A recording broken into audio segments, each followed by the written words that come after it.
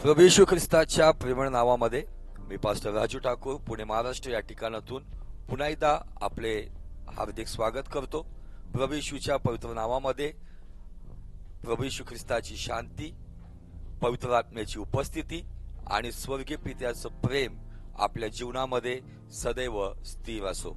पुन्हा एकदा मी स्वर्गीय पित्याला प्रभू येशूच्या नावात धन्यवाद देतो की सुंदर सुसंधी आपल्या समोर देवाचं वचन घेऊन येण्याची मला दिली, त्याबद्दल मनापासून मी स्वर्गीय पित्याचे आभार मानतो।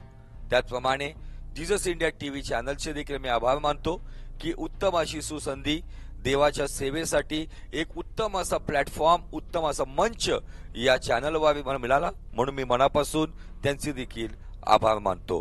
प्रियांनो, या देवाच्या वचनाकडे जाण्या अगोदर आपण प्रार्थना करूया आणि मग देवाच्या वचनावरती मनन आणि चिंतन करूया। धन्यवाद देतो प्रभू, तुझी स्तुती करतो, तुझी आराधना करतो, तुला उंचावितो, तुला गौरवितो। तू चांगला आहे, तुझी दया सनातन आहे, कधी न सोडणारा, कधी न त्यागणारा असा तो आमचा प्रेमळ परमेश्वर आहे, आमचा प्रिय मित्र आहे, आमचा सनातन बाप देखील आहे।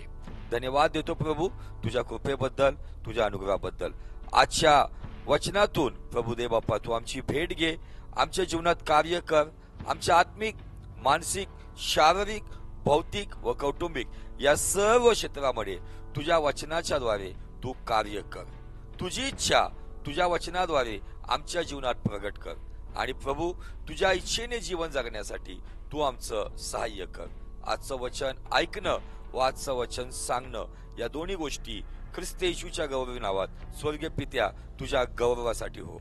मान, महिमा, आदर, गौरव तुला देतो। मार्क 11:24 या वचनाची सहमत होतो, जे मागितलंय त्याप्रमाणे तू दिलेला आहे। येशूच्या नावात मागतो, म्हणून तो ऐक पित्या। आमेन, आमेन।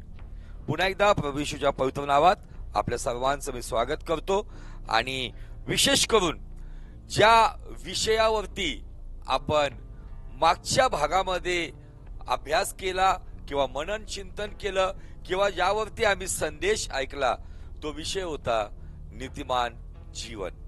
आणि आज त्याच नीतिमान जीवनाला धरून आपण थोडस पुढे जाणार आहोत, ज्यासाठी जे मागच्या वेळेला आम्ही मूळ वचन जे आम्ही पाहिलं होतं किंवा ज्यावर आम्ही चिंतन मनन केलं होतं तेच वचन म्हणजे रोम 4:25 आणि रोम 3:10। रोम 4:25 सांगतं, तो प्रभू येशू तुमच्या आमच्या अपराधामुळे मरावयास धरून देण्यात आला व आपण नीतिमान ठरावे म्हणून तो उठला आहे। आणि रोम 3:10 सांगतं, शास्त्रात असं लिहिलं आहे, नीतिमान कोणी नाही, एक देखील नाही। आणि या दोन्ही गोष्टी एकमेकांना विरोधाभास आहे। आणि यावरती आपण मागच्या भागामध्ये पाहिले की वास्तविक स्वरूपाने देवाने जुन्या करारामध्ये काही लोकांना नीतिमान म्हटलेलं आहे, ज्यापैकी आपण नोहाच्या जीवनातून थोड्या स्वरूपात पाहिलं आणि त्यानंतर हबेलाच्या जीवनातून पाहिलं की ज्याच्याविषयी दानाच्या वेळेला देवाने स्वतः साक्ष दिली की त्याने देवाला चांगला यज्ञ केला आणि या कृतीने तो देवासमोर नीतिमान ठरला आहे।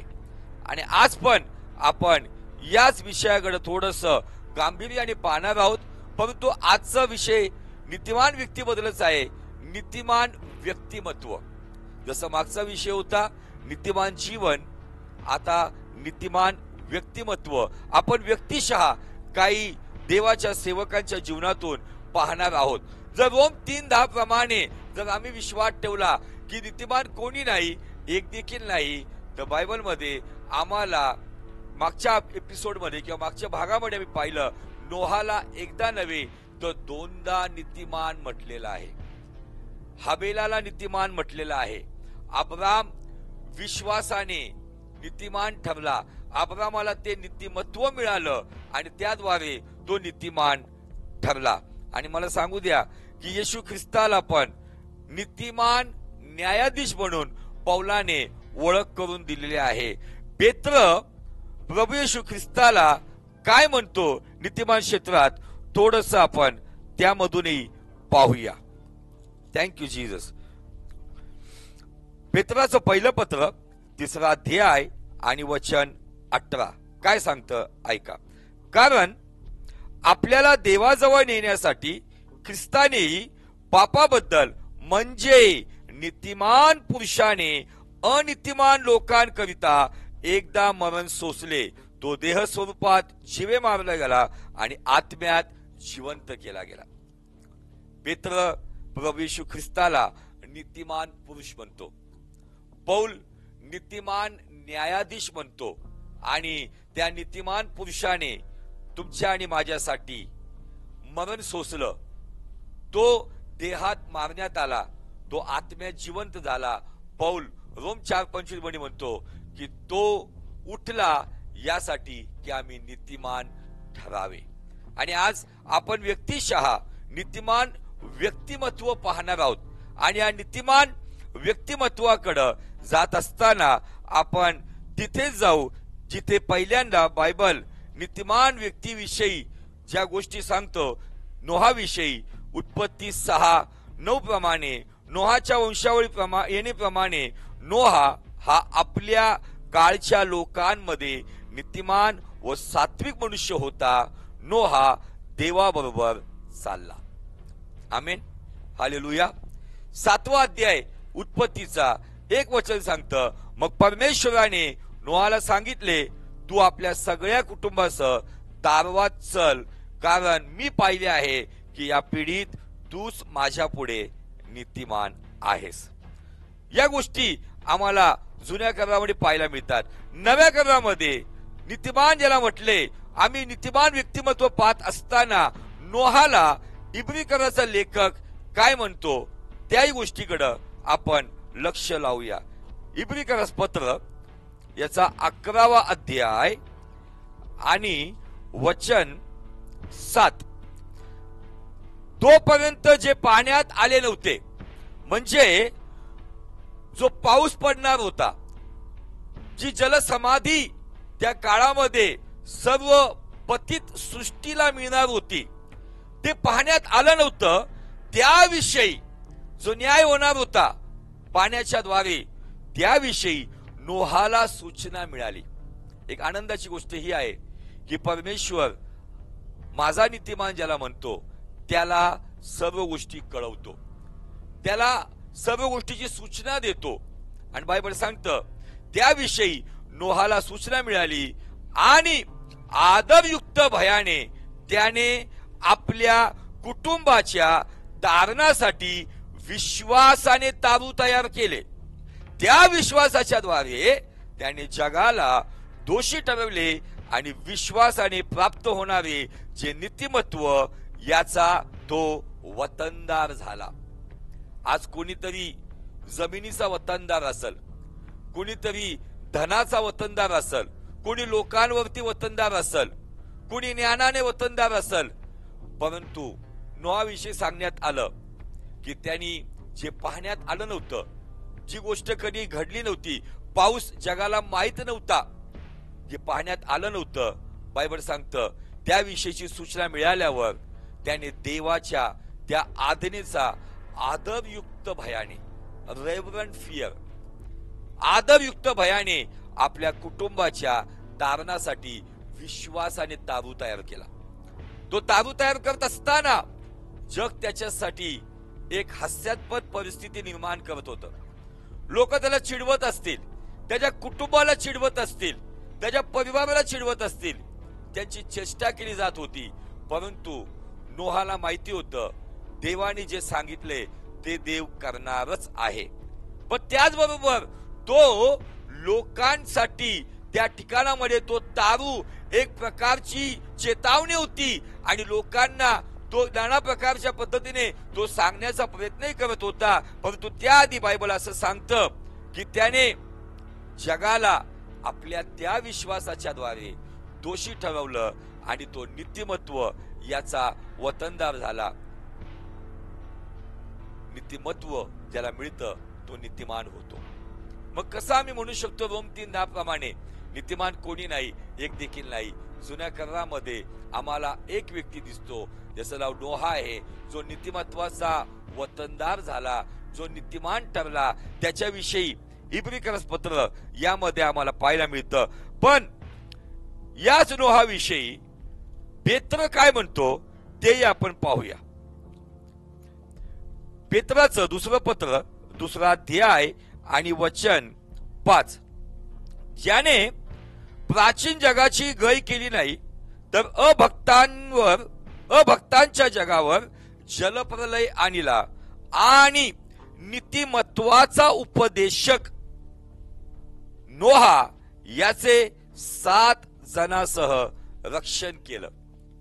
नोहा हा कशाचा उपदेशक म्हणतोय?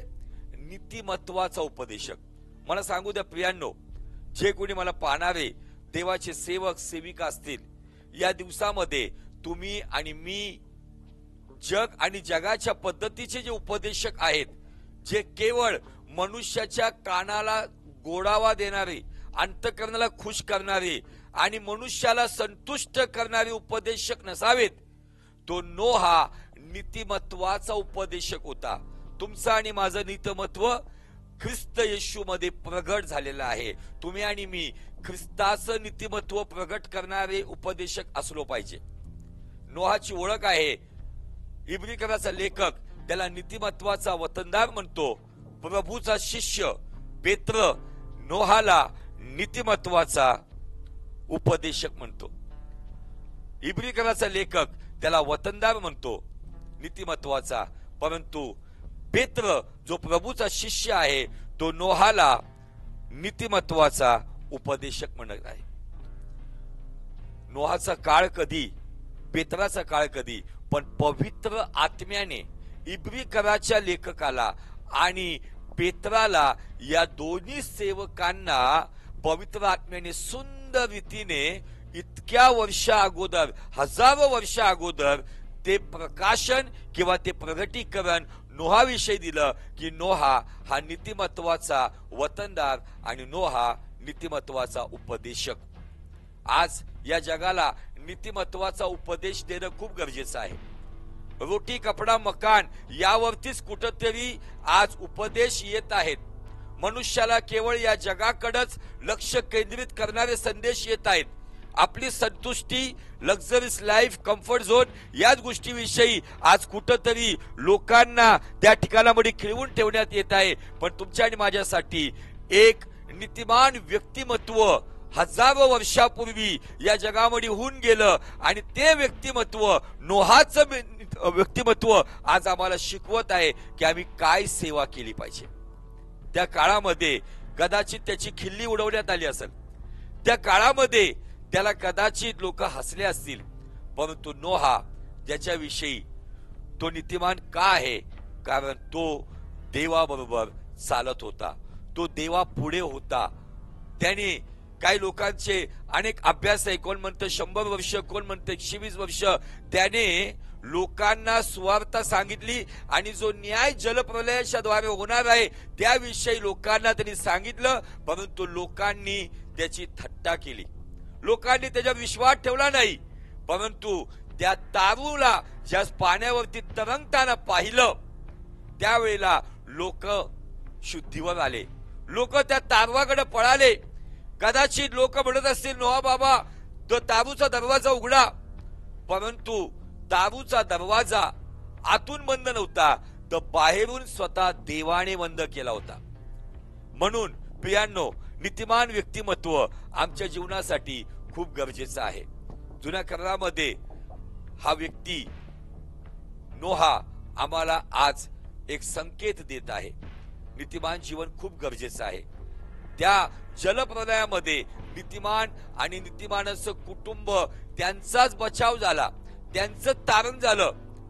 आज आमच्यासाठी ही जुन्या करारामध्ये घडलेली घटना काय संकेत देत आहे, काय चेतावणी देत आहे?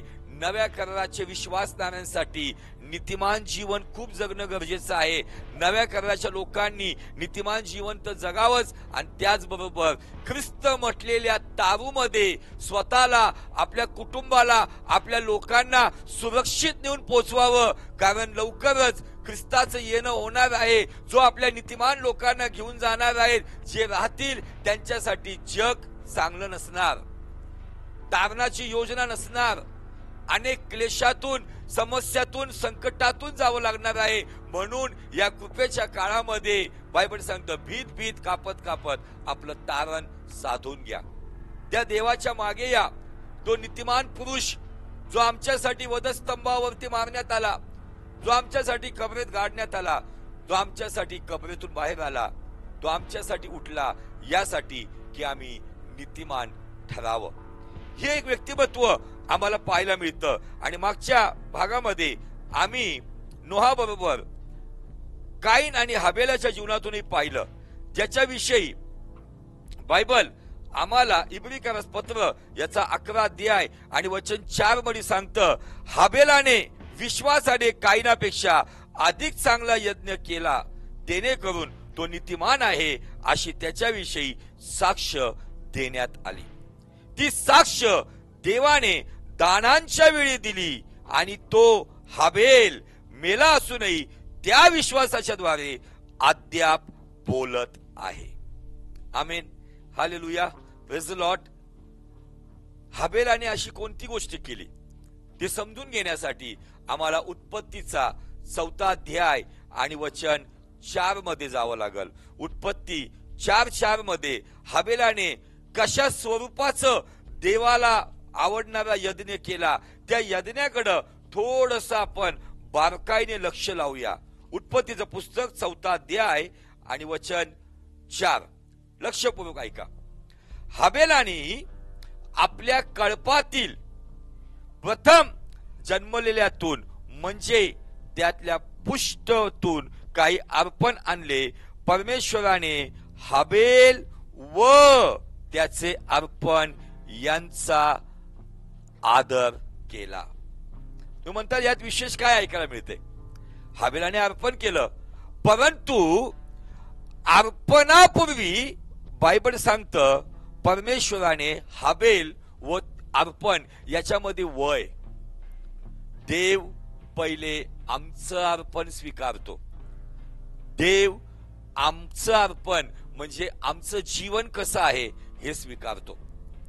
आम्ही देवाला किती दान देतो, देवाला किती मोठी भेट देतो, किती मोठे दशांश देतो, किती उपकार स्तुतीचं दान देतो, किती देवाच्या सेवेसाठी पाळकीय दान देतो, मंडळीमध्ये आम्ही किती दान देतो, हे देण्यापूर्वी देव जो दान देणारा व्यक्ती आहे, जो भेट देणारा व्यक्ती आहे, जो अर्पण देणारा व्यक्ती आहे, ज्या मुठीतून तो देवाच्या भांडारामध्ये आपली मूठ मोकळी करतो, जी मूठ त्याची आहे, परमेश्वर पहिले त्या व्यक्तीमध्ये रुची ठेवतो. त्या व्यक्तीमध्ये देवाला रुची आहे. म्हणून बायबल सांगतं देवाने पहिले हाबेलाचं अर्पण, मग हाबेल याचा आदर केला नाही, तर पहिले हाबेल व मग त्याचं अर्पण. आज प्रश्न हा आहे, तुम्ही आणि मी जे देवाच्या राज्यामध्ये पेरणी करतो, आम्ही नीतिमान जीवन जगून पेरणी करतो का आमची पेरणी अनितिमान व्यक्तीप्रमाणे आहे? आमची कमाई कशी आहे? आम्ही देवाला किती देतो याला महत्व नाहीये, आम्ही देवाला कसं देतो याला महत्व आहे. आज मला सांगू द्या, ज्यावेळेस या गोष्टींकडे मी येतो त्यावेळेला नव्या कराराची मंडळी आहे, त्या मंडळीविषयी संत पौलांनी साक्ष दिलेली आहे. ती साक्ष तुमच्या समोर मी ठेवू इच्छितो. 2 कोरिंथ याचा 8वा अध्याय या ठिकाणामध्ये मासोदिनियाच्या मंडळीविषयी संत पौलाने एक साक्ष दिलेली आहे. ही मंडळी नीतिमान लोकांची मंडळी आहे. या मंडळीची ओळख अशी आहे की ही मंडळी कमालीच्या दारिद्र्यामध्ये होती, कमालीच्या गरिबीमध्ये होती, परंतु देण्याविषयीचं त्यांचं मन खूप मोठं होतं, म्हणून त्यांचं औदार्य संपदा विपुल झाली, असं बायबल आम्हाला 2 कोरिंथ 8वा अध्याय वचन 2, 3 आणि 4 मध्ये आम्हाला सांगितलंय. मला या मंडळीविषयी विशेष सांगूशी वाटतं की या मंडळीची परिस्थिती संकटाच्या बिकट परीक्षेमध्ये असताना अत्यंतिक आनंद त्यांचा होता. त्या परिस्थितीत होता ज्यावेळेस त्यांचं कमालीचं दारिद्र्य होतं. आणि पुढे असं सांगितलंय की त्यांनी शक्तीप्रमाणे व शक्ती पलीकडे जाऊन आपणहून दान दिलं. कुठल्याही प्रेशर खाली नाही. काही ठिकाणामध्ये काहीतरी भावनिक वातावरण तयार केलं जातं.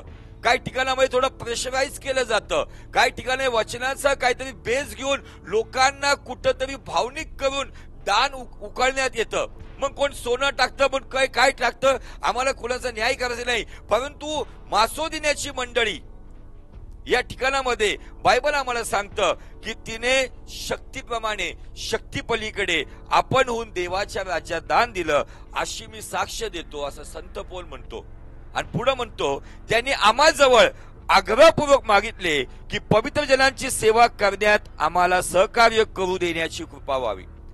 त्यांनी देवाच्या राज्यासाठी उत्तम भेट, उत्तम अर्पणे दिलं आणि देवाच्या लोकांची सेवा करण्याची त्यांनी त्या ठिकाणामध्ये आग्रह केला की आम्हाला सेवा करू द्या. आणि पुढचं 5 वचन मला खूप आवडतं.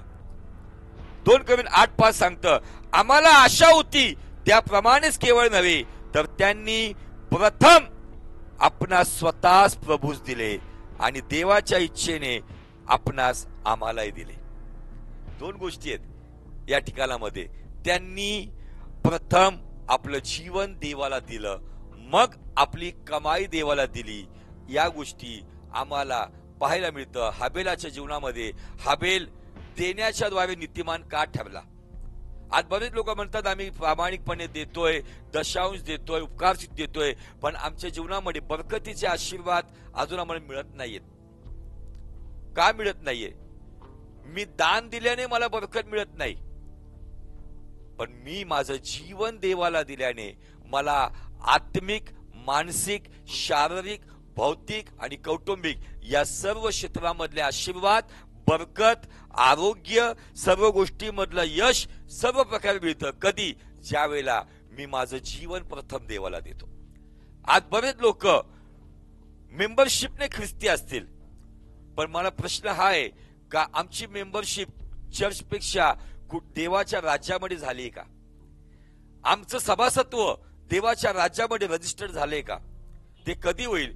जेव्हा आम्ही आपणहून स्वतः देवाला स्वतः देऊ. जसं हाबेल व त्याचं अर्पण, देवाने त्याचा आदर केला. प्रथम देवाने हाबेलाला स्वीकारलं, मग त्याच्या अर्पणाला स्वीकारलं, म्हणून तो यज्ञ कायनापेक्षा अधिक चांगला होता. आज आमच्या विषयी काय? मी जे व्यक्तिमत्व तुम्हाला सांगत आहे, नीतिमान व्यक्तिमत्व, या नीतिमान व्यक्तिमत्वामध्ये मी आज आणखी काही गोष्टींची भर घालणार आहे. तर आपण पुन्हा जाऊया रोमकरास पत्र याचा 3रा अध्याय आणि वचन 10, ज्या ठिकाणामध्ये आम्ही पाहिलं की शास्त्रात असं लिहिलंय की नीतिमान कोणी नाही, एक देखील नाही. पण आज आपण थोडंसं पुढे जाऊया. या संदेशाला समाप्त करत असताना मी नीतिमान व्यक्तीमध्ये 5 प्रकारचे स्वभाव किंवा 5 प्रकारचे गुण असतात आणि ते गुण देवाच्या लोकांमध्ये कसे होते, आमच्यामध्ये कसे येतील, याविषयी आपण लक्ष देऊया. बायबल 11 वचन सांगतं, जरी नीतिमान कुणी नाही, एक देखील नाही, पण 11 आणि 12 वचनामध्ये आम्हाला 3 स्वभाव किंवा 3 गुण दिसतात. त्यापैकी असं लिहिलंय, समंजस कोणी नाही, देवाचा शोध झटून घेणारा कोणी नाही, आणि 3री गोष्ट दिलेली आहे, सर्व भटले आहेत, ते सारे निरुपयोगी झाले आहेत, सत्कर्म करणारा असा कोणी नाही, एकही नाही. मग या 2 वचनामध्ये 3 स्वभाव आम्हाला दिसतात, जे नियमशास्त्राच्या आधी, नियमशास्त्राच्या वेळेस व नियमशास्त्रानंतर येशू ख्रिस्ताच्या काळात आम्हाला काही लोकांमध्ये या गोष्टी दिसतात आणि देवाने त्यांना नीतिमान ठरवलं. नंबर 1, समंजसपणा हा नीतिमान व्यक्तीमध्ये आम्हाला पाहायला मिळतो. का म्हटलंय?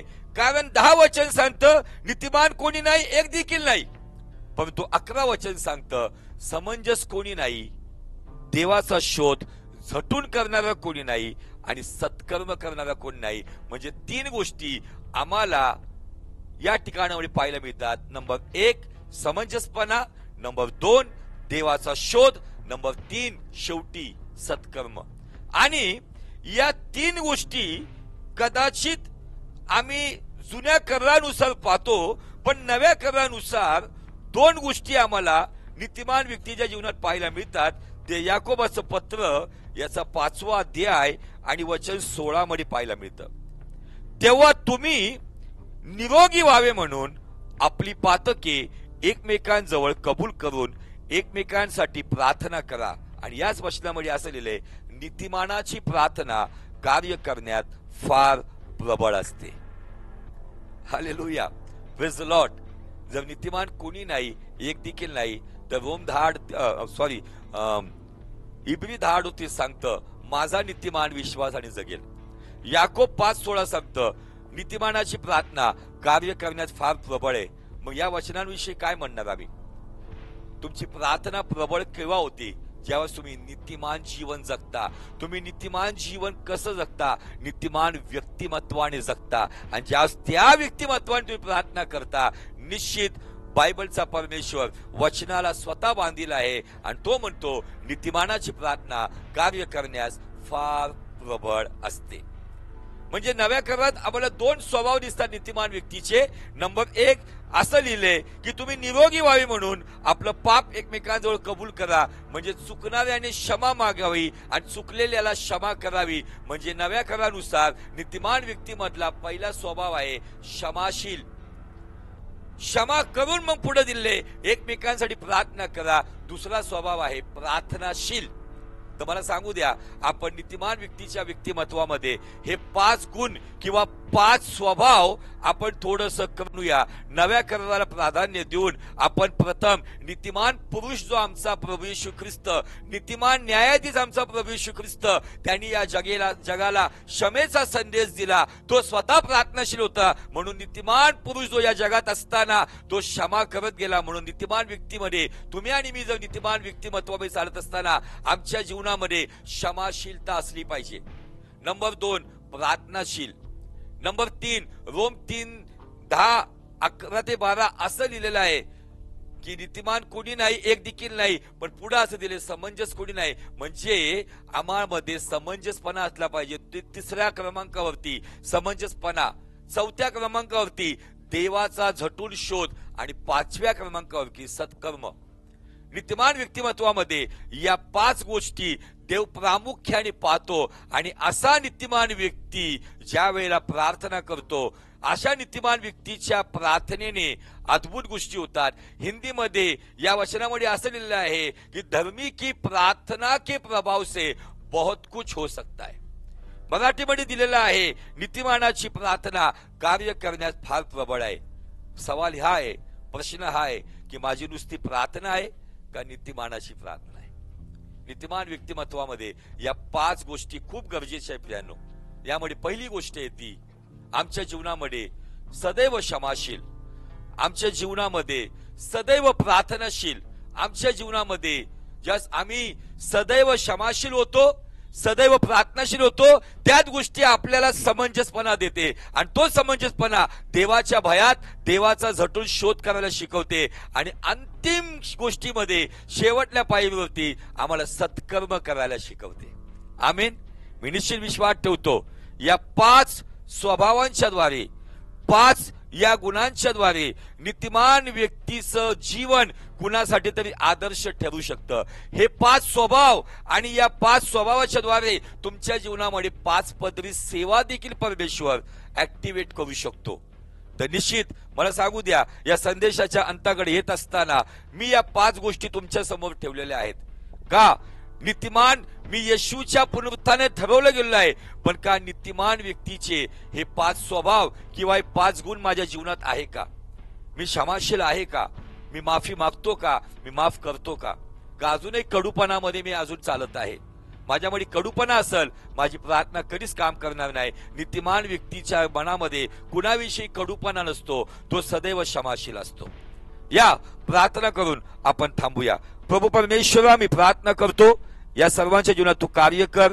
नीतिमान व्यक्तीचे हे 5 स्वभाव, क्षमाशील, प्रार्थनाशील, समंजसपणा, देवाचा झटून शोध आणि त्याचबरोबर सत्कर्म करण्यासाठी तू त्यांचं सहाय्य कर. प्रत्येक आजारावर तुझा कृपेचा हात तू ठेव. तुझा आजारावर, त्या प्रत्येक आजाराला तुझ्या आरोग्यदायी हाताने स्पर्श कर. प्रत्येक बंधनामध्ये असलेला सुटका दे. कर्जात असणाऱ्याला कर्जमुक्ती दे. कुटुंब विरोधात असणाऱ्याला कुटुंब वत्सल कर. जे अजूनही संतानाची अपेक्षा करत आहे. जे निसंतान आहे त्यांना संतानाचा आशीर्वाद दे. आत्मिक, मानसिक, शारीरिक, भौतिक, कौटुंबिक या सर्व क्षेत्रातून तू आशीर्वाद कर. धन्यवाद दे तुझी स्तुती करत. मार्क 11:24 वचनाची सहमत होत. जे मागितले त्याप्रमाणे तू दिलंच आहे यावर विश्वास ठेवत येशूच्या द्वारे मागतो म्हणून तो ऐकवीत या. आमेन.